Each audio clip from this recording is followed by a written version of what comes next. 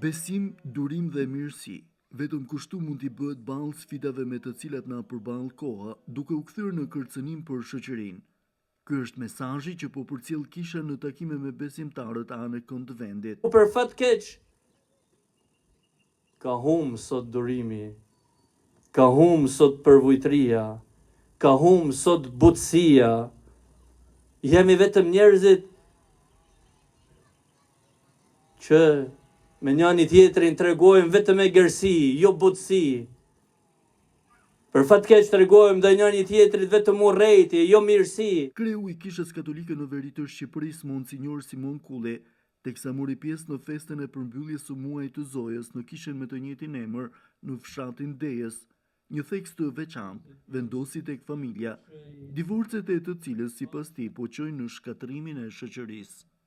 Familja ka rëndësi të jashtëzakonshme dhe të madhe në jetën e secilit njeri. Familja është në qendër të mendimit të Zotit. Shkatrimi i familjes dhe një populli është fillimi i shkatrimit të krejt popullit. Familja nuk mund të jetojë në ndame, vëllezër dhe motra. Nuk mund të ndahet familja duke u ndar burri dhe gruaja, e duke u ndar me matematik fëmijët për gjys, ti kyt, unë kyt. Nuk është kjo familje. Nuk na nevojitet pasuria kur shkatrohet familja, vëllezër dhe motra. Nuk shërben asnjë lloj pasurie kur nuk e kam familjen.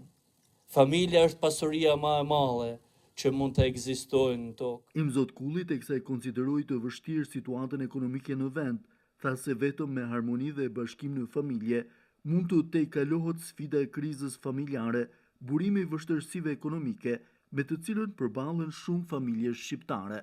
Në një situatë ekonomike që është tepër e vështirë, që të mund të përballohet, duhet vetëm të jemi të bashkuar me njëri tjetrin. Bashkimi na forcon, ndërsa përçarja e bën të papërballueshme krizën ekonomike familjare. Apeli i Kishës vjen në një kohë kur shoqëria shqiptare po përballet me numrin gjithnjë në rritje të divorceve, çfarë po shkakton trauma të brezit që po rritet me prindër të divorcuar.